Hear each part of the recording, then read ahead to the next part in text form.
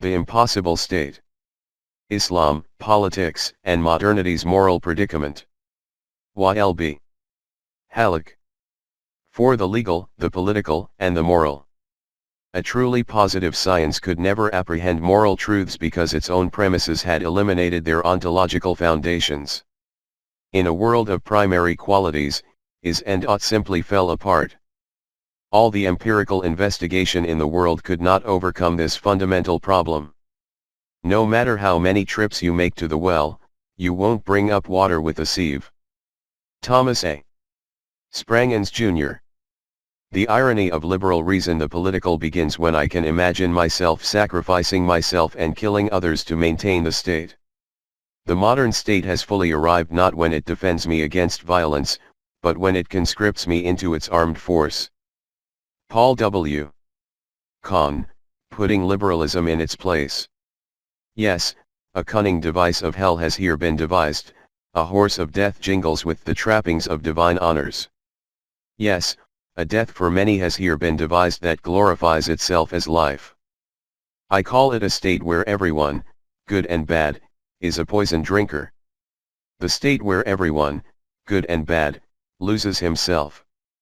The state where universal slow suicide is called life. Friedrich Nietzsche, thus spoke Zarathustra.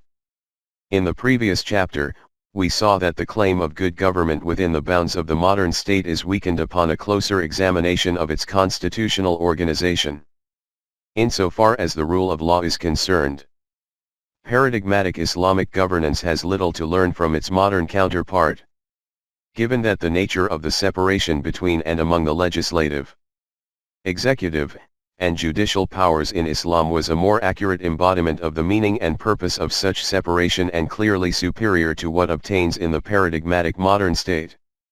When considering the effects of this highly meaningful rule of law in Islam, combined with the fact that the jurists and their law were grassroots products woven fully into the fabric of their civil society, the system of Islamic governance emerges, in comparative terms, as a distinctly more favorable expression of just and democratic rule. This conclusion, evident to anyone familiar with the Sharia and modern constitutional theory, invites further inquiry into constitutional organization and furthermore calls the Muslim desire for a modern state based on Islamic principles into serious question. But this is only one among several other cardinal difficulties that Muslims must deal with as they eagerly set out on the path to emulate the Western state. In this chapter, we introduce two more vexing problems, aggregately, and even severally, sufficient to cause serious alarm if not immediate abandonment of this journey. The first problem is represented in the rise in modern Europe of the distinction, indeed separation, between is and ought. I shall call this problem the rise of the legal, the latter term bearing a particular significance. The second problem has to do with the rise of the political, articulated most effectively by the neo-Hobbesianism of Carl Schmitt. These phenomena are interrelated, both historically and substantively, and their context is one that relates to a particular conception and practice of domination. I will argue that the rise of the legal and the political in the modern project renders them incompatible with the constituent forms of any Islamic mode of governance, because they contravene even the minimum degree of moral fabric that must exist in any such governance in order for it to be meaningfully called Islamic. 1. Morality and the rise of the legal. In his Problems of a Sociology of Knowledge, the German philosopher and sociologist Max Scheler avers that an essential characteristic of the modern West is its obsession with gaining knowledge of control. Science and learning are given a new trajectory, whose aim is to explain nature in a detached way, but this ultimately serves to channel their energies for the utilization and control of nature and all that is in it. The characteristic is structurally tied to the Enlightenment notion of the autonomous self, captured as a modern paradigm by Kant's What is Enlightenment? For Kant. As for the emerging modern paradigm, individual and civilizational maturity is defined in terms of a profoundly autonomous impulse lodged in the self. An impulse or will that not only directs one's moral and rational behavior but also, and more importantly, ensures autonomy. As Paul Guyer has argued, Kant's moral philosophy must be anchored in his foundational notion of freedom, which he regarded as the quintessence of humanity. Freedom, that is, from the burdens of history, forms of authority, political oppression, material depredation, serfdom, corruption, and all those things we now know to have characterized European history for over a millennium prior to the Enlightenment. This freedom from authority, by reason of its detachment, is easily translated in practice into freedom to control and dominate. Modern man, for Skeeler, possesses an a priori will, an inherent struggle for knowledge that grows out of an innate drive impulse. What was seen as a disenchanted world by Weber was taken by Skeeler as proof that this innate drive culminated in an all-inclusive thought structure which has been the basis of all realistic thinking since the Renaissance, one that sprung from an underlying, a priori will and value structure centered upon the desire to dominate the material world. Compared with Eastern thought structures, Skeeler argued that, and this is quite relevant for us, Western metaphysics rests on an entirely different consciousness of self and entirely different interpretation of man himself, viz. as sovereign being above all of nature. This inherent attribute of domination, having become the decisive axiological element, a systematic, not only occasional phenomenon, and a central value attitude, was the basis from which the study of reality was undertaken. Skeeler's theory, anticipating in this respect the work of the Frankfurt School and Foucault's theories of discipline and power, extended the modern Western trait of control and domination to the self, which, together with nature, is conceived as being controllable and manipulable through politics, education, instruction, and organizations. Domination thus was the paradigmatic attitude not only toward brute and inert matter but also toward the self, the human subject. Skeeler argued, furthermore, that the more recent history of the West and its independently developing cultural annexes, America, etc., exhibits a systematic, increasingly one-sided, and almost exclusive propensity to cultivate knowledge which aims at a possible practical transformation of the world. Cultural and religious knowledge has been pushed more and more into the background. Internal life and soul techniques, that is to say the task of extending the power and domination of the will over these processes of the psychophysical organism, has undergone a far-reaching involution. Positivism and pragmatism are merely the honest, very one-sided philosophical expressions of this real state of modern Western culture.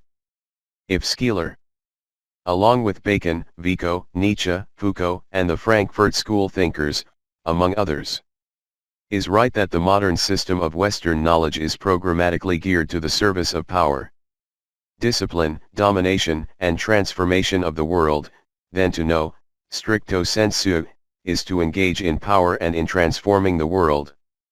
It was indeed the 17th century Bacon himself who was the first to fashion the statement knowledge is power. No form of modern knowledge, including the legal and the political, can escape engagement with the dynamics of this type of power. The organic connection between this thought structure of domination, on the one hand, and morality and values, on the other, is of immediate concern to us. The connection was forged early on in the Enlightenment, when the so-called mechanical philosophers, such as Boyle and Newton, began to emerge. Until then, but increasingly less and less, Europe was dominated by. That is to say, Europe's discursive formation was grounded in modes of thought and conduct stemming from scholastic and Aristotelian ideas of matter driven by an intelligent, value-laden plan of motion. Bodies were thought to move by virtue of a world design animated by intent and infused with passion. An anima mundi. The 17th century produced a group of natural philosophers who reacted to the mechanical view of the world by asserting that nature has its own way of operating, which God had laid down in a working plan, after which he then left the scene, so to speak. Importantly, although God established this plan, he cannot be credited with an ex nihilo creation of the world. Nature just exists, is what it is, and is separated from actual creation, which is to say that the direct Catholic connection between creator and created had been erased, along with any connection between matter and spirit. But the mechanical philosophers went far beyond this position, arguing that matter is brute, inert, and even stupid. All spiritual agencies, or the anima, had been banished from the universe, rendering matter spiritually meaningless but still relevant in an anthropocentric, materialistic sense.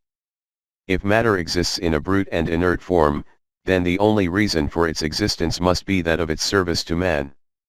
Robert Boyle, a leading mechanical philosopher, represented his movement well when he elaborated the view that man was created to possess and to rule over nature. Enlightenment mechanical philosophy emerged as paradigmatic, which is to say that modernity's attitude of domination toward nature led to the canonization of the notion of natural resources, now thoroughly normalized in modernity's industrial social structures and government institutions and policies. Not to mention every geography textbook taught in modern primary and secondary schools. Natural resources. A highly exploitative and violent discourse and practice, necessarily followed from denuding nature of all value. If nature is brute and inert, then one can deal with it without any moral restraint, which is precisely what has happened since the early 19th century. This is not all, however. The more important point in the isolation of matter as brute and inert is the resultant crucial phenomenon of separating fact from value, which is yet another major and essential factor in the modern project. If matter is, in itself, devoid of value, then we can treat it as an object. We can study it and subject it to the entire range of our analytical apparatus without it making any moral demands on us. This separation allowed for the emergence of what has been called objective and detached science, which finds parallels in the academic fields of science, economics, business, law, history, etc. All of which pretend to some sort of objectivity, always with the aspiration to be as detached and thus as scientific as pure science. In all of these disciplines, fashioned and nourished by the modern state, the scholar can study the other dispassionately, without it making any value-laden or moral demands on him. For to allow such demands to be made would contradict the Weltanschauung, the thought structure of domination in the first place.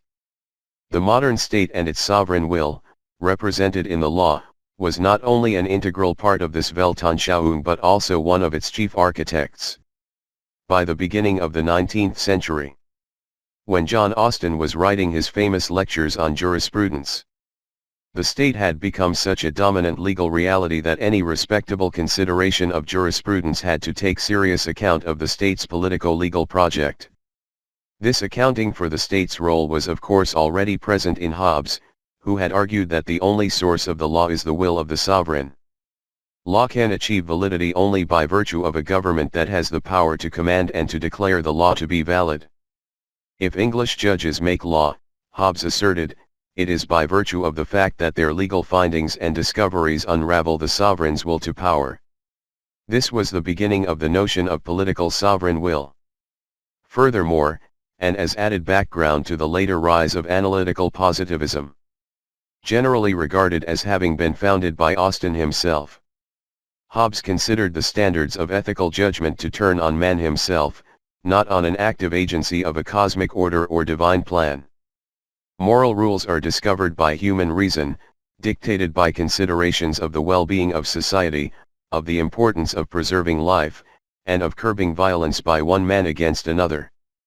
To say that Hobbes' theory, that is, that morality and ethics must rest on objective laws discovered by human reason, not on tradition or scriptural authority, ushered in the modern conception of the relationship between law and morality is to state what is now taken for granted in philosophical circles. Transcending Hobbes, and even Hume and Bentham, Austin brought the sovereign's law to the forefront of the debate over law and morality. He took strong exception, for instance, to Sir William Blackstone's thesis that no human law can be deemed valid if it should conflict with divine or natural law. The existence of law, Austin declared, is one thing. Its merit or demerit is another. Whatever it be or be not is one inquiry. Whether it be or be not conformable to an assumed standard, is a different inquiry. A law, which actually exists, is a law. Blackstone, Austin writes, may have meant that all human laws ought to conform to the divine law. If this be his meaning, I assent to it without hesitation. Because the obligations they impose are consequently paramount to those imposed by any other laws. And if human commands conflict with the divine law, we ought to disobey the command which is enforced by the less powerful sanction. This is implied in the term ought. The proposition is identical, and therefore perfectly indisputable. It is our interest to choose the smaller and more uncertain evil, in preference to the greater and surer. If this be Blackstone's meaning, I assent to his proposition, and have only to object to it, that it tells us just nothing. What Blackstone must have meant, Austin writes, is that no human law that contradicts divine law is law. And if this were Blackstone's intention, Austin asserts, then it was nothing but stark nonsense. As Austin points out, the most pernicious laws standing in opposition to the divine law have been and are continually enforced as laws by judicial tribunals. Austin's sharp conceptual separation between the law of the sovereign and the moral law reflects the most fundamental tenet of legal positivists, such as the influential J. C. Gray, Justice Holmes, and others, who take it that law, irrespective of how immoral it may be, remains the valid law of a commanding sovereign. The essential epistemological character of legal positivism is, then, the denial of a logical entailment or of any necessary connection between law as it is and law as it ought to be. This important distinction between is and ought is by no means uniquely Austinian. It has indeed permeated, in the most complex of ways, the fiber of modern moral philosophy. As Charles Taylor has cogently argued, the fact/value split has become a dominant theme in our 20th century and has undergirded a new understanding and valuation of freedom and dignity. Representing a cornerstone of the Enlightenment project and expressed powerfully by the Kantian notion of autonomy, freedom ceases to denote God's omnipotence and the capacity of absolute choice and becomes instead an expression of man's own natural powers of reasoning. Human reason, in the here and now, becomes the sole arbiter in the project of objectifying the world, of submitting it to its own demands, which are instrumentalist in the first order. The pursuit of happiness, utility, and much else that is subservient to these imperatives, such as preservation of life and protection of private property, become natural rights derivable from the natural order by what was seen as far-sighted, calculating reason. Formerly restricted by the power of revelation, reason now becomes free, expanding to overtake the authority of all scriptural competitors. The most central theme here is that the sources of reason, and thus of obligation, duty, and such notions as the Kantian categorical imperative, now reside within the self, an inner human power, not an intellectual emanation of a cosmic order, be it Aristotelian, Platonic, or otherwise, or an anthropological, Protagorean reality, whence freedom, much like reason, breached its relations with an external world to become part of the self, originating and operating entirely within its confines. Human dignity now also attaches to the notion of sovereign reason, for dignity can be attained only by the realization of this sovereignty in the regulation of human affairs. This, I think, is the appeal of Kant's categorical imperative. An appeal that has absurdly persisted in Western philosophy overall. Despite the fact that this same philosophical tradition simultaneously and effectively debunked Kant's arguments, showing them to be at best vacuous and at worst groundless. The is/ought dichotomy is therefore representative of the conflict between the instrumentalist manifestations of reason and, to a great extent, of the remnants of the Christian legacy of morality and virtue. This is precisely why, in an influential article, G. E. M. Anscombe made, and rightly so, the grave charge against Kant's notion of duty, that it is a Christian intrusion, a leftover from religious Europe that was surreptitiously allowed to wear an Enlightenment garb of reason within his notion of the categorical imperative.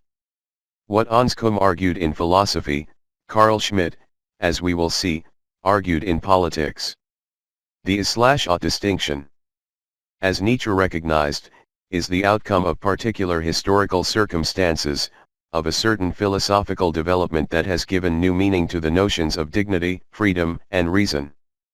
This is also why Charles Taylor asserted, along with Alasdair MacIntyre, that the modern metaethics of the fact/value dichotomy does not stand as a timeless truth, at last discovered in the way we have come to discover the circulation of blood. It makes sense only within certain ethical outlooks. But the fact is that it was, like much else in modernity, made to be a sort of timeless and, moreover, universal truth designed to outrageously fix the rules of discourse in the interests of one outlook, forcing rival views into incoherence. The outrageousness of this state of affairs stems not only from the biases involved and the suppression of competing philosophical narratives but also from the distinct likelihood of its being entirely false. Both Taylor and MacIntyre have advocated the contingent, contextual nature of the split and have argued that no moral reasoning can do without modes of thinking which the split rules out. Moreover, in some juristic circles it is now recognized that the nearly absolute distinction between is and ought, the result of Cartesian dualism, has generated and aggravated the crises in American and European legal theory. If the split between is and ought was initially and rudimentarily occasioned by Hobbes and Descartes, philosophically problematized by Hume, and translated into legal positivism by Austin, it was Nietzsche who raised the positivist bar by effectively denying the validity of the split altogether. A denial not effected by harmonizing the two or at the expense of the fact side of the equation. Rather, the denial was accomplished by sacrificing value, the ought, which appears in his philosophy to be deprived of all worth. Nietzsche's concept of truth as it relates to his doctrine of the will to power makes the ought entirely vacuous and illusory. As Raymond Gis has argued, Nietzsche thought it impossible to have a hold on what ought could conceivably mean at all. On what non-illusory sense it might have for anyone to think that something ought to be the case which in fact is not. The world is just what it is, a huge, historically and spatially extended brute fact. Nietzsche, in other words, has taken Descartes' dualism to its most extreme conclusion. In many ways, Nietzsche turned European Christian morality of the Thomist type right on its head. The organic connection between ought and is in Christendom was bifurcated in Descartes and Kant and obliterated altogether by Nietzsche. True, Austinian legal positivism did not go so far as Nietzsche's scheme, but it certainly allocated no real place for the moral in the law. A position slightly modified later by H. L. A. Hart's critics, who advocated what they called internal moralistic interventions in the law. Now, the distinction between is and ought in modern law, a flagrant standard, can never obtain in any form of Islamic governance if we insist on even a minimal moral definition of what Islam is or can be. As we will see, this minimum, however relative, far exceeds in density and texture the internal moralistic interventions in modern law. In pre-modern Islamic tradition and its discourses, including its Quran, obviously the founding text, the legal and the moral were not recognized as dichotomous categories, is and ought and fact and value being one and the same. The distinction did not exist in any of the ways we have come to draw them in the modern world. Nor did such a distinction exist in pre-Enlightenment Europe. The leading moral philosopher Alasdair MacIntyre has aptly observed that in Latin, the lingua franca of pre-Enlightenment Europe, as well as in ancient Greek, there is no word correctly translated by our word moral. Or rather there is no such word until our word moral is translated back into Latin, that is, moralus. The same is true of pre-19th century Arabic. Also the lingua franca of Sharia and Islam. And, insofar as I know, of all other major pre-modern Islamic languages. The word moral has no precise equivalent and bears none of the major connotations we now associate with the term in moral and legal philosophy. Nowadays, many insist that the term akhlaq, as used by the ethicist Miskawayh and his ilk and also in semi-heuristic works, is equivalent to our modern term moral. On both historical and philosophical linguistic grounds, however, this claim may easily be falsified. As MacIntyre has observed with regard to the post-Enlightenment context, the same process of projecting the present onto the past and of retrieving a modernized past into the present took place in Islam as well. The moral was brought to bear upon the linguistic, not conceptual, repertoire of medieval Islam, retrieving from it akhlaq as an equivalent, if not as a synonym. If the term moral as we understand it in modernity did not exist in pre-modern Islam, then the distinction between the moral and the legal could not have existed, either in the Sharia at large or in the Quran in particular. One can argue even further, as I have done elsewhere, that the very term law is ideologically charged with Foucauldian notions of surveillance, inconspicuous punishment, and hegemony over and subordination of the docile subject, all of which mechanisms of control, at the very least, make our modern notion of law, and therefore of morality, quite different from any earlier legal system and therefore from earlier notions of law, those of pre-16th century Europe included. What is legal in the Quran and in the Sharia that was based on it is also equally moral and vice versa.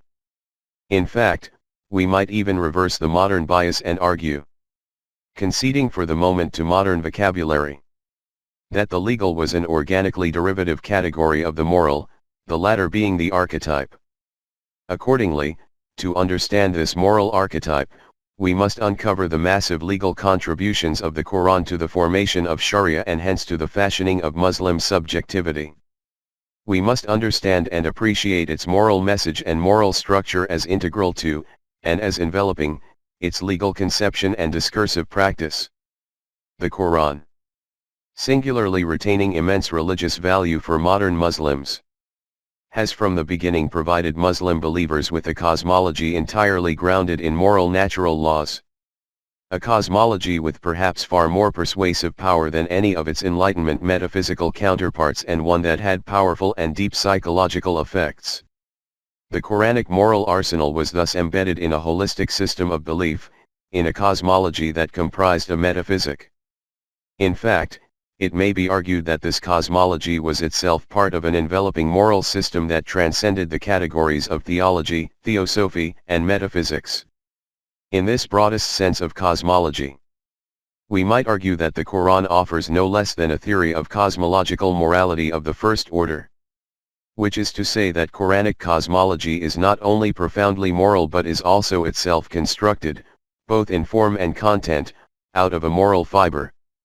Everything that this universe contains was created for humans to enjoy, not in a utilitarian manner but rather in ways that show deep moral accountability, translating into an acknowledgement that what we do for ourselves, certainly as individuals but, more importantly, as members of a social group.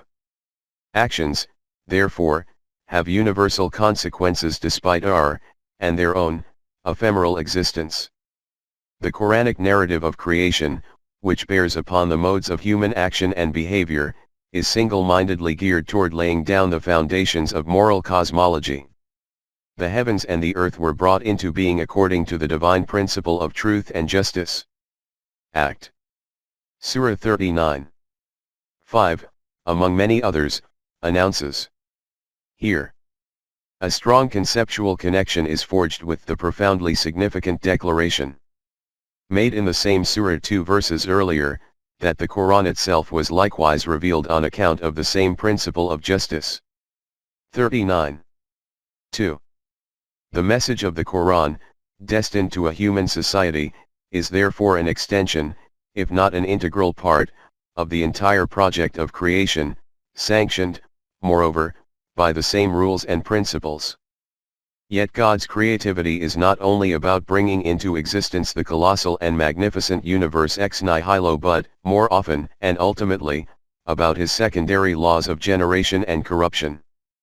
The marvel of macroscopic creation is posited largely as the background against which colorful and lively micro-events of creation and creative destruction are elaborated in a nearly infinite manner.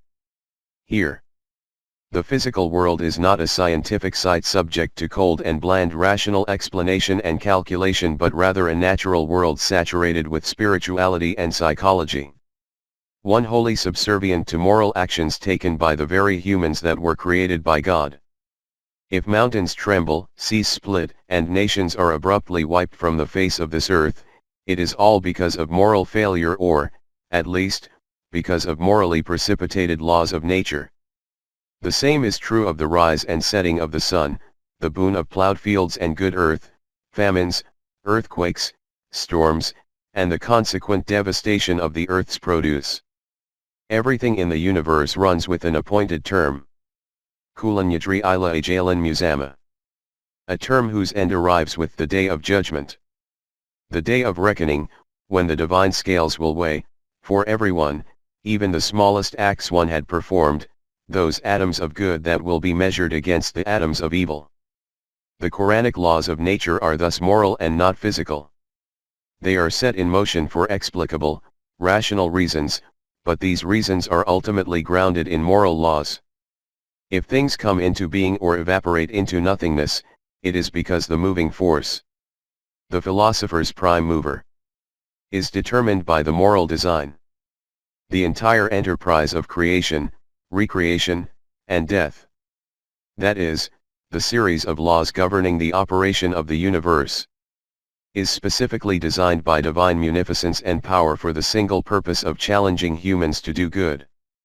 This Quranic narrative of doing good is all-pervasive, and it is captured most potently in the opening verses of Surah, aptly titled Surat al-Mulk, or Sovereignty, where God's omnipotence is causally and exclusively tied to the natural project of generation and corruption, which is in turn causally connected to the challenge God poses to humans to undertake good works. Blessed is he the possessor of sovereignty, the omnipotent, he who created death and life that he may try you. Which of you is best in conduct? And he is almighty, all-forgiving. The Quran, before any Sharia came into being, had already succeeded in establishing an extraordinary benchmark by which all human conduct is evaluated with exclusive reference to a divinely grounded moral principle. In commenting on Surah 30, M. Pickthall observes that the prophecies in the surah are only the prelude to a proclamation of God's universal kingdom, which is shown to be an actual sovereignty. The laws of nature are expounded as the laws of Allah in the physical world. And in the moral and political spheres mankind is informed that there are similar laws of life and death, of good and evil, action and inaction, and their consequences. Laws which no one can escape by wisdom or by cunning. Those who do good earn his favor, and those who do ill earn his wrath, no matter what may be their creed or race. And no one, by the lip of profession of a creed, is able to escape his law of consequences. The law of consequences is thus the law of nature, put in the service of accomplishing the greatest grade of good. Life and living are in effect the ultimate test, for the Quran is abundantly clear as to why man was created. We have placed all that is in the earth as an ornament thereof that we may try them. Which of them is best in conduct? Ignorance may lead some people away from this truth, rendering them, despite the fact that they are always given a second chance to repent and join the straight path, incapable of comprehending the test's importance. The laws of nature are designed to serve the promotion of good in, as well as the elimination of evil from, this world. Good doers, Mulyun, are blessed with God's bounties, which range from abundantly productive land, naturally irrigated, to pleasant living and healthy and happy families and children. The abundance of the earth and good family and social surroundings are replaced in the hereafter by equally wondrous existence. In other words, the hereafter is the continuation of this life, with a difference. This life continues to be a long test aimed at persuading the evildoers, Mufsidun, Mujrimun, to change their ways, to repent, unless, of course, they belong to the hopeless and hapless wrongdoers who invite an immediate judgment in the here and now. The hereafter, on the other hand, awaits the results of this test. It is the place where people are classified once and for all. The fire of hell is the perfected equivalent of storms and earthquakes that destroyed hopeless nations, while paradise represents the actualized supreme ideal of good earthly living. The laws of nature are thus everywhere, operative both in this life and in the hereafter, although they may present themselves in various forms according to need. But whatever the laws of nature may be, they are ultimately God's laws that He designed and installed with a view to accomplishing a moral purpose in the world. Nothing other than doing and being good seems to matter. If God's laws of nature are grounded primarily, if not entirely and exclusively, in conative moral principles, then the universe is imbued with, and woven from, a moral fiber whose warp and woof are designed to promote good and suppress evil. Al-Amrbil Maruf wal Nahi Anil Munkar. This conativeness dictates that, as part of the indefinable omnipotence through which God created the world, there must be, and therefore there is, an omniscience whose main trajectory and ultimate task is the implementation of the moral laws of nature. If the laws are intelligent, so are the forces by which they are set in motion and operation. If it is important for God to be the all-listener and the all-knowing, it is precisely because He has an omnipresent net of surveillance that knows of and evaluates the smallest act. Although He does so not only in accordance with moral laws but also, and primarily, for the sake of the human social order. But what exactly does God want from His human creatures?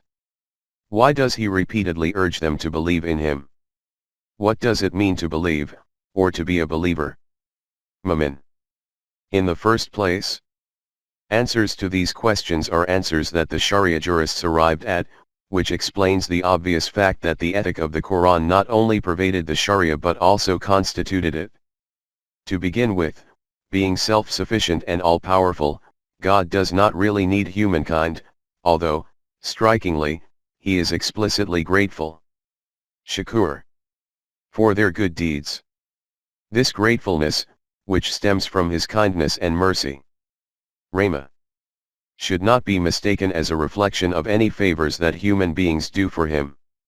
If anything, He is the bounty giver. Rizq.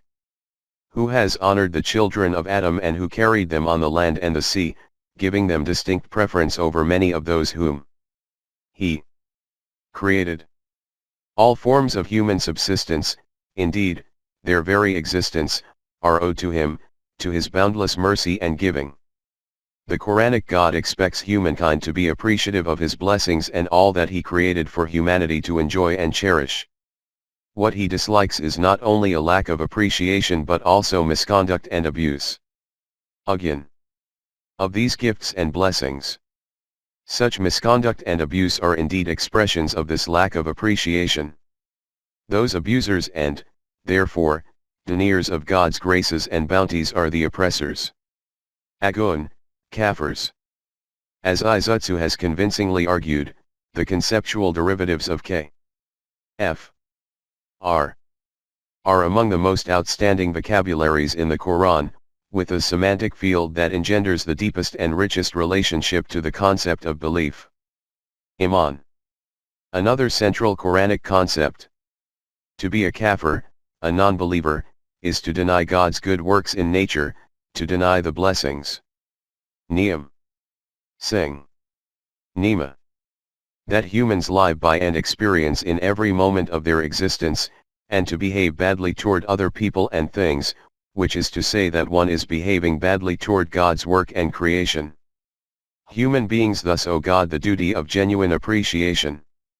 Shukr. The indicant and measure of belief. Thus, to be a true believer. Mu'min. A genuine Muslim. Min al-Muslimin. Is to appreciate the facts of having been born. Kolika/Kalk. Of having been given family solidarity, family love, and compassion. Ta'i al-Kurba. Of having received the gifts of food and pleasant beverages, especially the simplest boon of life-giving water. In sum, of enjoying all the blessings of the world that surround humankind by virtue of God's infinite generosity. To behave badly toward any of these God-given gifts is not only to be thankless or to deny yakfir/kafir, God's signs, ayat, but also to transgress mujarim, alim. And the Quran makes it all too obvious that a transgressor's final lodging is in less than a pleasant abode. Yula Naran. W. Sat Mara. We have thus far remarked on the Quranic conceptual dichotomy and antonymic distinction between believing/iman and disbelieving/kafir. He who does not deny God's blessings and his sole sovereignty is a believer. But what is it that constitutes the Quranic believer, the mu'min, beyond his or her full acknowledgement of, and gratitude for, God's blessings? Any perceptive reader of the Quran will immediately note the heavy emphasis placed throughout the text on the act of performing good. Yamalun al-Aliyat. In its different variants, it occurs at least 120 times, without counting other conceptual cognates such as karay and asana/asanat. E.g. Tawayakaran, ma yafal minkar, man jaabil asana, all of which mean to do good. It is one of the most common and oft-repeated expressions in the Quranic repertoire. Aliyat is conceptually associated with ajr, the latter meaning a fee, reward, remuneration. Those who perform aliyat will enter paradise, as many verses attest. But the conceptual relationship here is also significantly contractual. Iman must be proven, and only good works can be the effectual means. Once performed as solid proof of Iman, the aliyat will yield an ajr, resulting from performance. Thus, God in effect makes a contractual offer, amounting to calling the individual to Islam. And the believer enters into a covenant/contract/ahd with God should he accept God's offer. The entitlement to the ajr, the consideration, is the very fact of performance, but the consideration itself is a ticket to paradise. Hence the inviolability of the logical and epistemological connection between belief/iman and good works/aliyat. Izutsu, who conducted the most detailed and serious research on Quranic semantics, avers that the strongest tie of semantic relationship binds aliyat and iman into an almost inseparable unit. Where there is iman there are aliyat or good works, so much so that we may almost feel justified defining the former in terms of the latter, and the latter in terms of the former. There is thus an inextricable organic and structural relationship between belief and good conduct. If one entails the other, then there is also an immediate logical and epistemic connection between them, which is to say that the presence of belief apodictically entails the presence of good works and vice versa. To believe in God as the sole sovereign is at once to accept, as Izutsu soundly puts it, a whole practical code of conduct that is heavily geared toward good works. As intimated earlier, the Quranic ethic centering on good works did not only pervade the Sharia to the core, shaping its warp and woof, but also remains central for Muslims' popular practice throughout the centuries and until today. Yet the Quran does not constitute law in a technical sense, which the Sharia most certainly does. It consists of a relatively plain narrative, devoid of any intricate lines of legal reasoning that were created and developed by the later jurists of Islam. But this is in no way to say that this body of legal reasoning, as impressive as it may be, created a distinction between the legal and the moral. We must always bear in mind that the modern distinction was occasioned by a particular view of domination and power, as we have already seen. It reflected the recognition of the isness of the political, earthly sovereign. The isness was a political and sociological construct, not a divine will, squarely anchored in and calculated by cosmic moral design. Even if Sharia's law at times looks and sounds as if it treats the world with technical, razor-sharp legal rigor, the master principles that such technical reasoning served were ethical ones. This is not to say that there is a perfect identity between the Quranic ethic and that of the Sharia, but it is to say, emphatically, that if it is true, as many philosophers have already noted, that the distinction is modern, then the Sharia could not have known it. but this is an argument by implication. More directly, there is absolutely nothing in the Sharia and in pre-modern Islam as a whole to give rise to this distinction. And any argument that such a distinction existed in the Sharia is one that ignores not only the thrust of the Sharia as an ethical project but also both the quality and significance of the modern European political and legal divide between is and ought, thus navigating at the surface of this profoundly, and now universally, systemic distinction. Paradigmatic modern law is positive law, the command of the fiction of sovereign will. Islamic law is not positive law but substantive, principle-based atomistic rules that are pluralistic in nature and ultimately embedded in a cosmic moral imperative. For Muslims today to adopt the positive law of the state and its sovereignty means in no uncertain terms the acceptance of a law emanating from political will. A law made by men who change their ethical and moral standards as modern conditions require. It is to accept that we live in a cold universe that is ours to do with as we like. It is to accept that the ethical principles of the Quran and of centuries-old morally based Sharia be set aside in favor of changing man-made laws. Laws that have sanctioned nothing less than the domination and destruction of the very nature that God has given humankind to enjoy with moral accountability. Whether to accept or not to accept is a question that only Muslims can answer for themselves. Our own point, however, is that, observed from a distance, Muslims have very little reason to opt for the modern state's law, when they have enjoyed a legal culture that has insisted for more than 12 centuries on a law paradigmatically structured and fleshed out by an overarching moral source. 2. Sacrifice and the rise of the political. The rise of the legal state, with its positivist outlook, was accompanied by the rise of the political, a distinctly Schmittian concept that has both disturbed and captivated political and legal thinking for over half a century. Fundamentally, Schmitt was Hobbesian in his overreaching and controlling doctrine that power, earthly political power, was the new God. The genealogy of the political, like that of the legal, lies at the moment when is was divorced from ought, when politics began to exist and strove for its own sake. Power and positivist norms became inseparable, just as the political and the legal became a near, if not total, identity within the state. In the world as it is, the final arbiter of things political is power and not morality. The political is not a distinct field of power relations, nor is it just a matter of politics, economy, ethics, or science. The political is an all-encompassing, pervasive phenomenon that intrudes upon all fields, upon existence itself. The political is the name of an age, just as other ages are characterized as bronze or technological. It is a field of action that pervades the whole of life, and any inquiry into it amounts to an inquiry about the modern order of human things.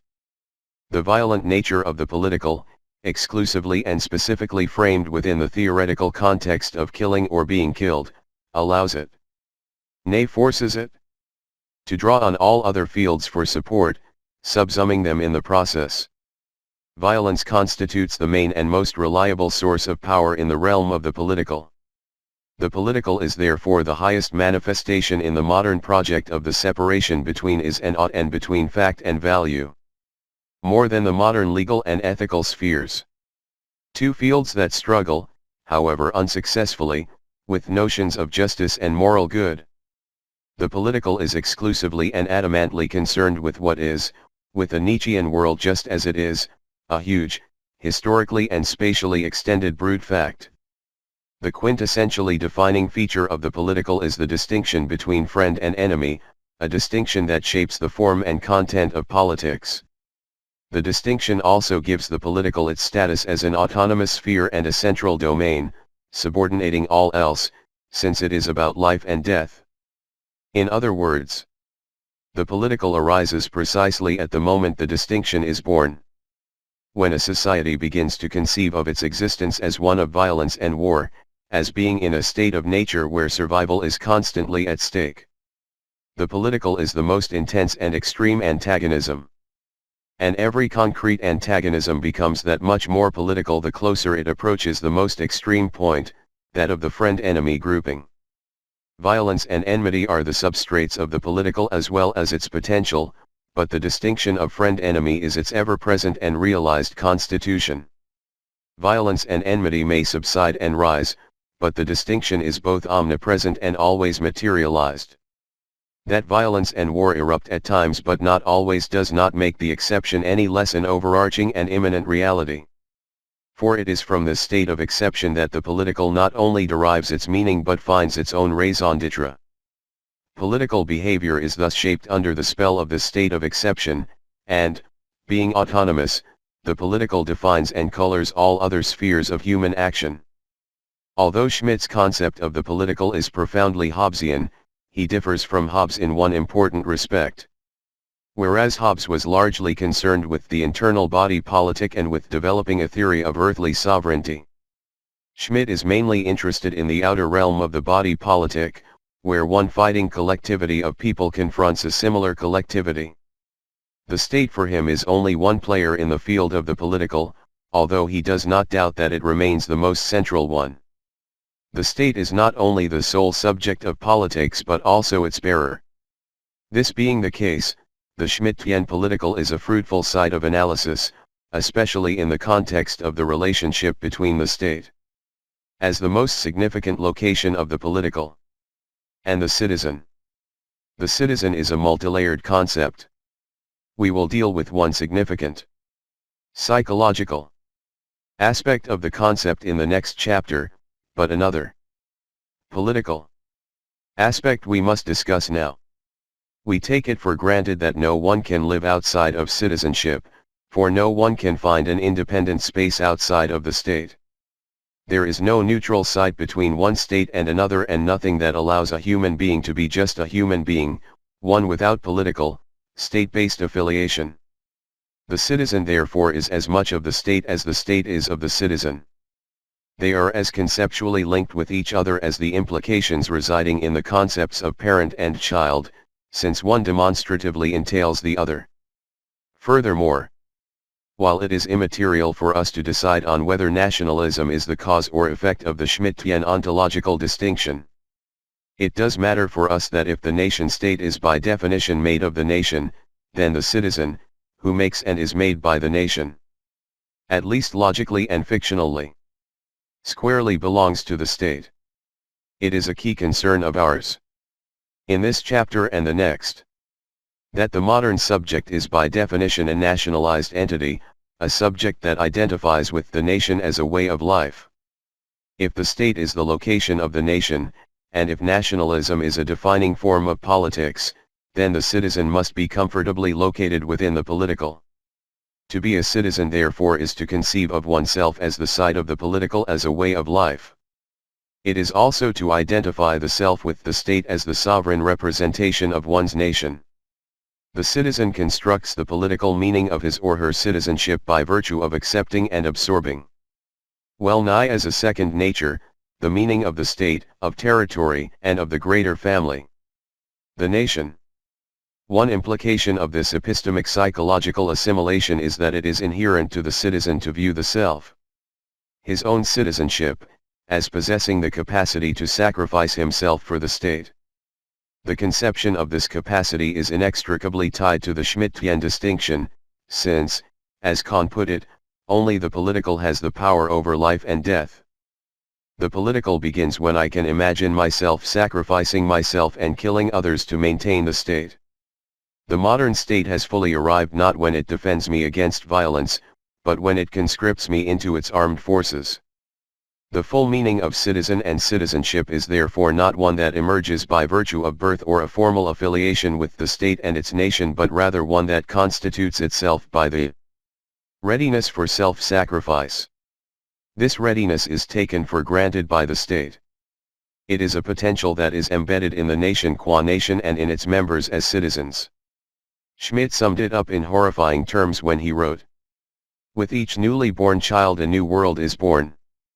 God willing, each newly born child will be an aggressor." The haunting image of the Schmidtian state of exception arrogates to the state the license to kill or have its citizens killed for its own sake.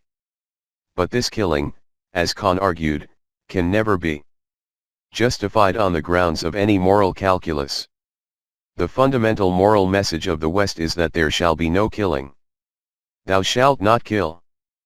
But the politics of the West has been a long story of killing and sacrifice. This was not just the story of colonization of non-Western populations, but also of the mass sacrifice by Western states of their own political communities in the wars of the 19th and 20th centuries. As Michael Walzer writes, surely there has never been a more successful claimant of human life than the state. It is the state as a successful claimant of human life that generated this massive level of violence. It is the conceivability of the conscription of each of Schmidt's newly born children that created both the possibility and reality of this violence. And all this is, in effect, for the purpose of the state and for the purpose of its self-perpetuation. If the modern state is also the embodiment of the legal and its positivism, as was argued in this chapter, if its constitutional structures in their best form are no more than a weak representation of the rule of law. Chapter 3. And if it is the new God that commands life and death by virtue of a positivist, sovereign legal will, then dying for it presents a significant conceptual problem in the context of an Islamic state. In other words, how can Muslims aspiring to build an Islamic state justify sacrifice for a state that could not and cannot subscribe to the moral, that could not and cannot commit except, at best, to an amoral way of being, to positivism, facticity, and isness? As a moral entity, the modern state has proven unsupportable even in theory. The failure of Hegel's theory of the ethical state and the oblivion to which it was sent by political scientists and most philosophers is a case in point. Such theories fly so much in the face of state realities that they have no place except for providing intellectual play. The modern state cannot be constructed on ethical grounds, nor can it ontologically operate as a moral entity. It does not seek to enter the moral realm, nor is it its duty to make us good. Any moral argument adduced in politics and in the framework of state domination is, in the final analysis, nothing but a political argument, a way to legitimize political ambition. Nietzsche went as far as to describe it as the coldest of all cold monsters. Whatever it says, it lies. And whatever it has stolen. If half of this much is accepted, then how can the concept of the citizen's sacrifice be reconciled with the paradigm of Islamic governance that we charted earlier? The question, the reader will note, assumes that the concept of citizen is posited as acceptable to the modern Islamic state. But as we will discover in the next chapter, this concept is itself riddled with serious problems and therefore can in no way be taken for granted. In other words, how does the concept of sacrifice for the sake of an amoral entity fit within a context of Islamic governance? The answer, relatively simple, is that Islam never knew the concept of conscription. Nor did it, in any effective way, command life and death for anyone's sake, not even for the sake of God. The very concept of conscription as potential sacrifice was unknown. And as we will see shortly, there was nothing in jihad, the chief theory of war and peace, to command this sacrifice. Executive sultanism, effectively the military branch, depended on slave soldiers whose lives and careers were consecrated to the business of war and violence. These soldiers were purchased or snatched from their families, trained according to individual capability as foot soldiers, cavalry, military scribes, or commanders, and spent their lives in the service of the Sultan as paid employees, through stipends, land allocation, etc. They also generally lived apart from the civil population, leading a different lifestyle, and many did not even speak the local language. On the other hand, the ordinary Muslim normally did not engage in war, and the only venue by which he was permitted by the Sharia to do so was through jihad. The Sharia juristic works, long and short, always insisted on the distinction between two types of jihad, commonly translated as holy war, mandatory and optional, respectively, Far'ain and Far Kifaya. However, in the conception of the Sharia, not every war or battle was one of jihad. Since Muslim sultans and kings, muluk, warred on each other more often than they did on non-Muslims. Many wars and battles never qualified as jihad, and they remain the business of these sultans, kings, and their slave soldiers. In fact, the great majority of times, they occurred at quite a distance from the civil populations. But when the war was launched on non-Muslims as an offensive act, the jurists insisted that participation in the jihad be optional. That is, those who could and wanted to join might do so, bringing with them their own weapons. The option to withdraw from the jihad campaign remained valid until the moment the call for battle was announced. But not after, for once preparation for battle was initiated, the jihadist was bound to stay and fight. However, if jihad is defensive, defined as a situation in which non-Muslim armies conquer or attempt to conquer Muslim populations, not just vacant land, then it becomes an individual duty. The duty does not extend to all Muslims, who must be male and of age, within the dynastic territory, but only to those living close by the threatened area. Underlying this conception of jihad, especially after the 8th century, is always the tacit assumption that the mainstay and core military forces are not the civilians who join the jihad effort but the ranks of the slave soldiers in the paid service of executive sultanism. This historical reality comes to full life in the multi-volume works of Islamic history. One example being the accounts of the repeated efforts of Egyptian sultans to curb the crusading armies invading Cairo and Damietta. While acknowledging jihad as an important obligation, the Muslim jurists, without exception, did not privilege it over mundane obligations. Debtors, for instance, could not join the jihad campaign, whether defensive or offensive, without permission from the lender. Here, a private obligation clearly overrides the duty to partake in jihad. Moreover, men wishing to join the campaign had to obtain the permission of their parents. Respect and deference to one's parents has priority over jihad, because if jihad is in principle an optional duty, then someone else can substitute for him who could not secure the permission of parents. In other words, as private persons, parents could veto the right of jihad, and thus any governmental order to claim their son. Not only that, but if the parents change their mind after granting permission, their son must still withdraw and return home if preparations for battle have not started. Furthermore, fighting the non-Muslim enemy was not ordained in the Sharia for its own sake, because in essence fighting is a cause of harm and damage. Rather, it was decreed for another reason, namely, rendering victorious the word of God and rebuffing the aggression of the enemy. Thus if fighting is accomplished through the participation of some Muslims, then the others are absolved of this duty. For if jihad had been imposed as an incumbent duty upon every Muslim individual, then both religion and worldly affairs will come to utter ruin. This has been the practice since the days of the Prophet and until these days of ours. Moreover, if Muslims were to fight every power who transgressed against them and every enemy who has remitted Muslims into bondage, then we, Muslims, will be preoccupied by fighting all of our lives, and will inevitably neglect our worldly affairs. This is why there is consensus among Muslims throughout the centuries that such an endeavor will not be pursued. And consensus is the most evincive of legal proofs. Two final points must be made. First, jihad is not a state law but a morally anchored set of prescriptions whose violation is a matter of conscience. And second,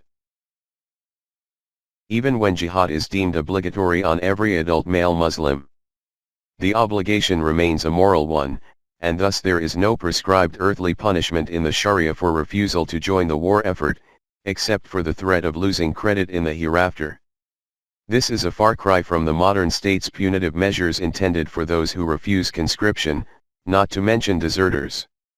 In this latter context, it is instructive that leaving the jihad battle, so-called deserting, was legally permitted if certain conditions obtained, including tiredness, the collapse or death of the cavalryman's horse, or even in cases where the enemy forces outnumber Muslim fighters. 3. The moral dimension. A concluding remark. We cannot sufficiently emphasize the importance of the conclusion. To be further elaborated in the next chapter, that it is the modern state that fashions the identity of that historically unique subject, the citizen. Islamic governance, significantly defined by Shari values, fashions a drastically different identity of its subject, one that does not know the political and therefore the political meaning of sacrifice. Sacrifice in paradigmatic Islamic governance was a moral duty imposed exclusively in the context of self-defense and unfettered by stern conscription laws. It was largely a matter of individual choice. When it was undertaken, it did not derive its meaning from a love for the nation or even for the community as the site of the political, but rather from a moral meaning whose anchors were the moral subjectivity of the individual, the atomic unit that makes up the aggregate of the community as the central domain of the moral. The Sharia, the paradigm of Islamic legislative power, did not possess a political will, at least nothing comparable to the will of the state. The Sharia was about society and far less about politics. It was about the moral social character, not political society, one of many secondary concerns. The modern project represents and constitutes, in the living realities of the contemporary Muslim world, a profound transformation from the age of legal morality to the age of the political. In modernity, politics and the political are everywhere, and they rule the day. Whereas the discursive world of Islam and its forms of knowledge were pervaded by moral prescriptions and by Sharia-prescribed ethical behavior, it has now become permeated by positivism, politics, and the political, by concepts of citizenship and political sacrifice. While the law of the modern state forces the citizen to give his energy and life for the state, he could not be under any moral obligation to do so. The glory of a high ethical ideal, that has always transfigured the death for the fatherland, then would fade. Why should the individual sacrifice himself for the welfare of others who are equal to him?